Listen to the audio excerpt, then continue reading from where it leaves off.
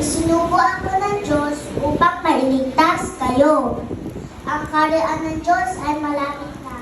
Magpakumbaba kayo at manampalataya. Ikin mo ang iyong kaaway. Paanumin ang nauuhaw. Papasukin ang kumakatok. Pagkat mapalad ang nagbibigay.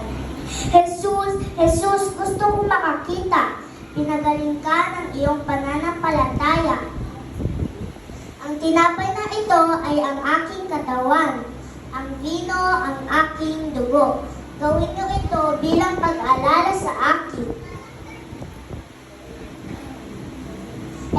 Jesus, tama ba bang magbayad ng buwis?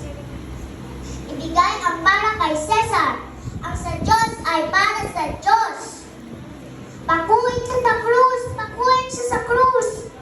Ama, patawarin mo sila sapagkat hindi nila alam ang kanilang ginagawa.